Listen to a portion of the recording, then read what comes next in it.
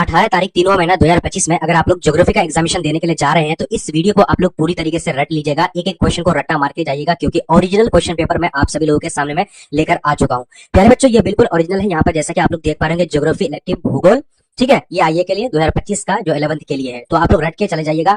अगर आप लोग प्यारे बच्चों क्लास 12 की कंप्लीट तैयारी करना चाहते हैं तो आप चैनल को जल्दी जल्दी सब्सक्राइब करके बेल आइकन को प्रेस कर लीजिएगा। अब यहाँ पर देखिए 70 मार्क्स है और 70 मार्क्स के अंदर आप सभी लोगों को 35 का ही जवाब देना है, ठीक है। अब यहाँ पर देखिए सबसे पहला क्वेश्चन आपकी स्क्रीन पर आ चुकी है। यहाँ पर क्या बोला जा रहा है, कह रहा है कि एक पोषक, देखिए 35 का ही जवाब देना है, आप लोग ये याद रखिएगा, ठीक है, आपको इसमें टेंशन लेने की जरूरत नहीं है। तो सबसे पहला क्वेश्चन है कि एक पोषक तल से दूसरे पोषक तल कितने प्रतिशत ऊर्जा का हस्तांतरण होता है, तो कितना प्रतिशत होता है, तो राइट आंसर की बात करेंगे 10%। अब यहाँ पर देख लीजिए दूसरा नंबर क्वेश्चन आपकी स्क्रीन पर है। क्या बोला जा रहा है, कह रहा है कि नहीं, विश्व पर्यावरण दिवस कब मनाया जाता है, तो 5 जून को मनाया जाता है। Option number C right answer हो जाएगा। उसके अलावा बात करते हैं अगला क्वेश्चन हमारे पास। क्या बोला जा रहा है, कह रहा है कि नहीं, बांगर किस प्रकार की मिट्टी है, तो बांगर जो है जलोढ़ मिट्टी है, इसलिए सी नंबर ऑप्शन हो जाएगा। उसके अलावा अगला क्वेश्चन देखिए, अगला क्वेश्चन हमारे पास क्या बोला जा रहा है, कह रहा है कि निम्नलिखित में से रेगुर मिट्टी किसे कहते हैं, तो रेगुर मिट्टी प्यारे बच्चों किसको बोलेंगे, तो यहाँ पर सही जवाब की अगर बात करेंगे तो काली मिट्टी को रेगुर मिट्टी कहते हैं, जिसमें कपास उगती है।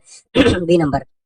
उसके अलावा अगला देखिए, निम्न में से कौन मृदा अपरदन का एक कारण नहीं है, तो मृदा अपरदन का मतलब जो है मृदा जो है खत्म खराब होने का, तो सीढ़ीनुमा कृषि, तो ऑप्शन नंबर सी हो जाएगा। उसके अलावा बात करते हैं अगला क्वेश्चन हमारे पास, यानी मृदा लवणता की मात्रा में वृद्धि होने का मुख्य कारण क्या है, तो यहाँ पर राइट आंसर क्या होगा, बाढ़ हो जाएगा। जल्दी जल्दी चैनल को सब्सक्राइब करिए अगर आप लोग क्लास 12th में अच्छा मार्क्स करना चाहते हैं, तो बिल्कुल फ्री में पढ़ना चाहते हैं। तो अब यहाँ पर 7 नंबर देखिए प्यारे बच्चों, क्या बोला जा रहा है, कह रहा है कि निम्न में से एक आंतरिक ग्रह नहीं है, तो निम्न में से कौन एक आंतरिक ग्रह नहीं है, तो जल्दी से बताइएगा। इसका आंसर बिल्कुल हमारा ऑप्शन की अगर बात करेंगे प्यारे बच्चों, बिल्कुल सही जवाब क्या हो जाएगा, यानी इसका पृथ्वी करेक्ट आंसर हो जाएगा, ठीक है। अब यहाँ पर देखिए अगला क्वेश्चन 9 नंबर, डायनासोर निम्नलिखित में से भूगर्भिक काल से संबंधित है, तो भूगर्भिक काल से संबंधित कौन है, तो यहाँ पर देखिए, तो यहाँ ट्राई ए सिक राइट आंसर हो जाएगा, सी नंबर। अगला देखिए, भूकंपीय तरंगे कितने प्रकार की होती है, तो वो 3 प्रकार की होती है, ठीक है। अब यहाँ पर देखिए अगला क्वेश्चन हमारे पास, सुनामी निम्न में से किससे संबंधित है, तो सुनामी की अगर बात करेंगे प्यारे बच्चों तो भूकंप से,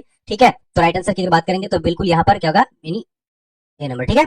अगला देखिए यहाँ पर अगला क्वेश्चन हमारे पास क्या है, भूपृष्ठ एवं भूपरवार के बीच की सीमा को क्या कहते हैं, तो प्यारे बच्चों क्या कहते हैं, तो इसका सही जवाब की अगर बात करेंगे तो बिल्कुल यहाँ पर यानी मोह असंगति, करेक्ट आंसर बी। उसके अलावा यहाँ पर 13 नंबर देखिए कि महाद्वीपीय विस्थापन सिद्धांत यानी कितने किसके हैं, तो राइट आंसर की बात करें डी नंबर ऑप्शन। अगला देखिए यहाँ पर क्या बोला जा रहा है कि निम्न में से एक ज्वालामुखीय स्थलाकृति है, तो ज्वालामुखीय स्थलाकृति कौन सा है, तो प्यारे बच्चों इसका सही जवाब की अगर बात करेंगे तो डाइक सील, उसके अलावा बेथोलिथ, तो इसका सही जवाब की अगर बात करेंगे ना, इनमें से सभी हो जाएगा। क्लास 12 के लिए जल्दी जल्दी चैनल को सब्सक्राइब कर लीजिए प्यारे बच्चों, ठीक है। मैं बस ये रटा दे रहा हूँ आप लोगों को, बाकी क्लास 12 में अच्छे से पढ़ाऊंगा डिटेल से। निम्नलिखित में से किसे पृथ्वी की करोड़ से जाना जाता है, तो पृथ्वी करोड़ से नीचे जाना जाता है। उसके अलावा बात करते हैं अगला क्वेश्चन हमारे पास, प्लेट ने विवर्तनिक के अनुसार पृथ्वी पर कितने लघु प्लेट है, तो 6 प्लेट है। अब यहाँ पर देख लीजिए क्या बोला जा रहा है, निम्न में से एक खनिज नहीं है, तो एक खनिज कौन सा नहीं है, तो यहाँ पर बात करते हैं तो राइट आंसर की ग्रेनाइट खनिज नहीं है, ठीक है। उसके अलावा बात करते हैं अगला क्वेश्चन हमारे पास, क्या बोला जा रहा है प्यारे बच्चों, कह रहा है कि इन चट्टानों के अध्ययन को कहते हैं, अध्ययन नहीं क्या कहते हैं, तो पेट्रोलॉजी कहते हैं, तो ऑप्शन नंबर बी। उसके अलावा देखिए, निम्न में से कौन सी रेखीय रेखा भारत से लगभग बीच होकर गुजरती है, तो राइट आंसर की बात करेंगे तो प्यारे बच्चों भारत के बीचों बीच होकर के गुजरती है कौन सा रेखा, तो राइट आंसर की बात करेंगे तो कर्क रेखा, ठीक है, कर्क रेखा हो जाएगा। उसके अलावा देखिए अगला क्वेश्चन, ज्वालामुखी उद्गार के समय निकलने वाले तरल पदार्थ को कहते हैं, तो क्या कहते हैं प्यारे बच्चों, तो जल्दी से आप लोग बताइएगा। इसका आंसर ए और बी यानी मैग्मा और लावा दोनों हो जाएगा, ठीक है। उसके अलावा यहाँ पर देख लीजिए अगला क्वेश्चन हमारे पास, निम्न में से कौन सी नदी भारत में बहती है, तो भारत में कौन सी नदी बहती है, तो इसका सही जवाब की अगर बात करेंगे तो प्यारे बच्चों इसका सही जवाब क्या हो जाएगा, तो बी नंबर। उसके अलावा ऑक्सीकरण किस प्रकार का क्या कि अपक्षय है, तो इसका राइट आंसर की बात करते हैं तो बिल्कुल ऑप्शन नंबर हमारा क्या हो जाएगा, तो ऑप्शन नंबर बिल्कुल क्या जल्दी से बोलेगा, ए नंबर हो जाएगा, ठीक है। अब यहाँ पर देख लीजिए अगला क्वेश्चन हमारे पास क्या बोला जा रहा है कि पाक जल संधि निम्न में से किस देश को यानी किस देश को भारत को अलग करती है, तो इन श्रीलंका को अलग करती है पाक जल संधि, ठीक है। अब यहाँ पर देखिए निम्न में से कौन जो है प्राकृतिक आपदा नहीं यानी पहाड़ी क्षेत्रों में होती है, तो पहाड़ी क्षेत्रों में कौन सी होती है, तो जल्दी से बताइएगा प्यारे बच्चों। तो राइट आंसर किया थोड़ा सा इसमें कंफ्यूजन, अगले थार मरुस्थल निम्न में से किस राज्य में स्थित है, तो राजस्थान में स्थित है, ये नंबर सी नंबर बिल्कुल हो जाएगा। उसके अलावा देखिए शिवालिक श्रृंखला का विस्तार निम्न में से किस राज्य में है, किस राज्य में है प्यारे बच्चों, तो इसका सही जवाब की अगर बात करेंगे तो बिल्कुल ऑप्शन नंबर यहाँ पर क्या हो जाएगा, तो बी नंबर हो जाएगा, ठीक है। अब यहाँ पर देख लीजिए अगला क्वेश्चन हमारे पास, नए जलोढ़ मिट्टी को क्या कहते हैं, तो नए जलोढ़ मिट्टी को क्या कहते हैं, तो जल्दी से बताइएगा फटाफट से, ठीक है। अब यहाँ पर देख लीजिए अगला क्वेश्चन हमारे पास क्या है, निम्नलिखित में से प्रायद्वीपीय भारत का सबसे ऊंची चोटी, तो यहाँ पर ये अनामुंडी हो जाएगा। उसके अलावा देखिए निकोबार द्वीप समूह निम्न में से किस प्रकार की यानी सागर में स्थित है, तो यहाँ पर राइट आंसर की बात करेंगे तो इन्हीं क्या होगा, डी नंबर हिंद महासागर, डी नंबर। उसके अलावा बात करते हैं गार्ज किस प्रकार की घाटी है, तो गार्ज किस प्रकार की घाटी है मेरे बच्चों, तो बिल्कुल ऑप्शन नंबर यहाँ पर क्या हो जाएगा, जल्दी से बताने हैं आप सभी लोगों को, तो इन्हें आई आकार का है, ठीक है, गार्ज, है ना। उसके अलावा अगला सवाल की तरफ देखते हैं, अगला क्वेश्चन की तरफ बढ़ते हैं। यहाँ पर देखिए क्या बोला जा रहा है कि नहीं गोखूर झील निम्न में से किस प्रकार किस क्षेत्र में पाया था, तो गोखूर झील निम्न में से किस झील पाया था, नदी घाटी या फिर मरुस्थली, तो ये नंबर ही नदी घाटी में पाया था। उसके अलावा देखिए निम्न में से यानी किस गैस की मात्रा वायुमंडल में सबसे अधिक है, तो वायुमंडल में सबसे अधिक कौन सा हो जाएगा, तो इसका राइट आंसर की बात करेंगे तो डी नंबर हो जाएगा। अब यहाँ पर 33 नंबर देख लीजिए, ओजोन गैस वायुमंडल के किस परत में पाई जाती है, तो ओजोन जो है गैस वायुमंडल किस परत में पाई जाती है, तो इसका राइट आंसर की बात करेंगे क्या होगा, समताप मंडल। अब यहाँ पर देख लीजिए अगला क्वेश्चन,